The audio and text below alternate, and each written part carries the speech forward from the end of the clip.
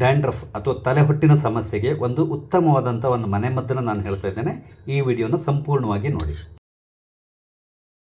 ನಿಮಗೆ ಈ ನಮ್ಮ ವಿಶೇಷವಾಗಿರುವಂಥ ವಿಡಿಯೋ ಇಷ್ಟ ಆದರೆ ಈ ವಿಡಿಯೋನ ಲೈಕ್ ಮಾಡಿ, ಹಾಗೆ ನೀವು ಮಾತ್ರ ನೋಡೋದಲ್ಲ ಬೇರೆಯವರಿಗೆ ಶೇರ್ ಮಾಡೋದನ್ನು ಕೂಡ ಮರಿಬೇಡಿ. ಥ್ಯಾಂಕ್ಸ್ ಎಲ್ರಿಗೂ. ನಮಸ್ಕಾರ ಎಲ್ರಿಗೂ, ಅಮ್ಮಿಸ್ ಲೈಫ್ ಸ್ಟೈಲ್ಗೆ ಸ್ವಾಗತ.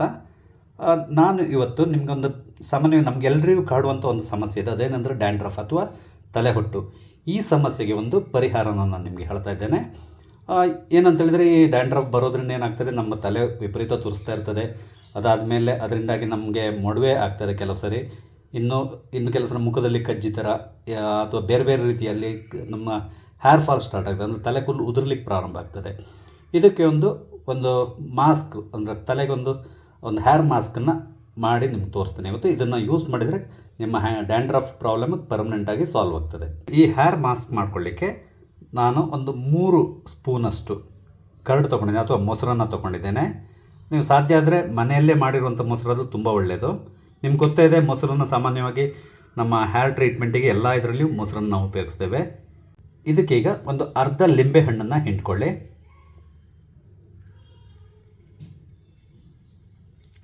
ಲಿಂಬೆಹಣ್ಣು ಕೂಡ ಅಷ್ಟೇ, ಇದು ಆ್ಯಂಟಿ ಡ್ಯಾಂಡ್ರಫಿಗೆ ತುಂಬ ಒಳ್ಳೆಯದು. ಅಂದರೆ ನಮ್ಮ ತಲೆಯಲ್ಲಿರುವಂಥ ತಲೆಹೊಟ್ಟಿಗೆ ತೆಗಿಲಿಕ್ಕೆ ನಿಂಬೆ ರಸದಿಂದ ತುಂಬ ಉಪಯುಕ್ತ.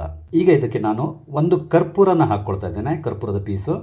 ಇದು ಅಷ್ಟೇ ಈ ಡ್ಯಾಂಡ್ರಫಿಗೆ ತುಂಬ ತುಂಬ ಉಪಯುಕ್ತಕಾರಿ ಇದು. ಇದನ್ನು ಕೂಡ ಹಾಕ್ಕೊಳ್ತಾ ಇದ್ದೇನೆ. ನಿಮ್ಮ ತಲೆ ಇದೆಯಲ್ಲ, ಅಂದರೆ ಸ್ಕಾಲ್ಪ್ ಇದೆಯಲ್ಲ, ಸ್ಕಾಲ್ಪಿಗೆ ಒಂದು ರೀತಿ ತಂಪು ಅನುಭವನ ಕೊಡ್ತದೆ ಇದು. ಈಗ ಇನ್ನೊಂದು ಮುಖ್ಯವಾದ ಇಂಗ್ರೀಡಿಯೆಂಟ್ ಏನಂತ ಹೇಳಿದರೆ ಕೋಕೋನಟ್ ಆಯಿಲ್. ನೀವು ಕೋಕೋನಟ್ ಆಯಿಲ್ ಹಾಕ್ಬೋದು, ಅಥವಾ ನಿಮ್ಮ ಹತ್ರ ನಿಮಗೆ ರಂಗರಾಜ್ ಆಯಿಲ್ ಸಿಕ್ಕಿದ್ರೆ ಅದನ್ನು ಕೂಡ ನೀವು ಯೂಸ್ ಮಾಡ್ಬೋದು. ಕೋಕೋನಟ್ ಆಯಿಲ್ ನಿಮ್ಗೆ ಗೊತ್ತೇ ಇದೆ, ಇದು ಕೂಡ ಅಷ್ಟೇ ಆ್ಯಂಟಿ ಡ್ಯಾಂಡ್ರಫ್ ಆಗಿ ಕೆಲಸ ಮಾಡ್ತದೆ. ಅಂದರೆ ಸಪೋಸ್ ನೀವು ಬೇರೆ ಏನಿಲ್ಲ ಅಂತ ಹೇಳಿದ್ರೆ, ನೀವು ಕೋಕೋನಟ್ ಆಯಿಲ್ನಲ್ಲಿ ಅಥವಾ ತೆಂಗಿನ ಎಣ್ಣೆಯಿಂದ ತಲೆನ ಚೆನ್ನಾಗಿ ತೆಂಗಿನ ಎಣ್ಣೆನ ಹಾಕಿ ಚೆನ್ನಾಗಿ ತಿಕ್ಕಿ, ಅಂದರೆ ಮಸಾಜ್ ಮಾಡಿಕೊಂಡು ನಂತರ ಸ್ನಾನ ಮಾಡಿದರೂ ಕೂಡ ನಿಮಗೆ ಈ ಡ್ಯಾಂಡ್ರಫ್ ಸಮಸ್ಯೆ ಕಮ್ಮಿ ಆಗ್ತಾ ಹೋಗ್ತದೆ. ನೋಡಿ, ಇಷ್ಟೇ ಬೇಕಿರೋದು. ಈಗ ನಾವು ಇದನ್ನು ಚೆನ್ನಾಗಿ ಮಾಡಿ ಮಿಕ್ಸ್ ಮಾಡ್ಕೊಳ್ಬೇಕಂದ್ರೆ ಈ ಕರ್ಪೂರ ಕೂಡ ಅದರಲ್ಲಿ ಕರೆಕ್ಟಾಗಿ ಕರಗಬೇಕು. ಅದೇ ರೀತಿಯಲ್ಲಿ ನಾವು ಹಾಕಿರುವಂಥ ಎಲ್ಲ ಇಂಗ್ರೀಡಿಯೆಂಟ್ ಚೆನ್ನಾಗಿ ಮಿಕ್ಸ್ ಆಗಬೇಕು. ಇದನ್ನು ರೆಡಿ ಮಾಡ್ಕೊಂಡಿದ್ದೇನೆ ನಾನು. ಈಗ ನೀವು ಏನು ಮಾಡಬೇಕಂದ್ರೆ, ಇದನ್ನು ನಿಮ್ಮ ತಲೆಗೆ ಹಾಕಿ, ಅಂದರೆ ಆ್ಯಕ್ಚುಲಿ ನಮ್ಮ ಸ್ಕಾಲ್ಪ್ ಇದೆಯಲ್ಲ, ಸ್ಕಾಲ್ಪಿಗೆ ಹಾಕಿ ಚೆನ್ನಾಗಿ ಮಸಾಜ್ ಮಾಡ್ಕೊಳ್ಬೇಕು. ನೀವು ಯಾವಾಗ ಮಾಡಬೇಕು ಅಂದರೆ, ನೀವು ಸ್ನಾನಕ್ಕೆ ಒಂದು ಅರ್ಧ ಮುಕ್ಕಾಲು ಗಂಟೆ ಮೊದಲು ಈ ರೀತಿ ಮಾಡಿಕೊಂಡು ತಲೆಗೆ ಚೆನ್ನಾಗಿ ಮಾಡಿ ಹಚ್ಕೊಂಡು ಅರ್ಧ ಮುಕ್ಕಾಲು ಗಂಟೆ ಆದಮೇಲೆ ಯಾವುದಾದ್ರು ಮೈಲ್ಡ್ ಶಾಂಪೂಯಿಂದ ಸ್ನಾನ ಮಾಡಿ. ಈ ರೀತಿ ನೀವು ವಾರದಲ್ಲಿ 2 ಸರಿ ಮಾಡ್ತಾಯಿದ್ರೆ ಸಾಕು. ಖಂಡಿತವಾಗಿಯೂ ನಿಮ್ಮ ಈ ಡ್ಯಾಂಡ್ರಫ್ ಸಮಸ್ಯೆ ಏನಿದೆ ಅಥವಾ ತಲೆಹೊಟ್ಟಿನ ಸಮಸ್ಯೆ ಇದೆಯಲ್ಲ, ಇದು ಕಮ್ಮಿ ಆಗ್ತಾ ಬರ್ತದೆ.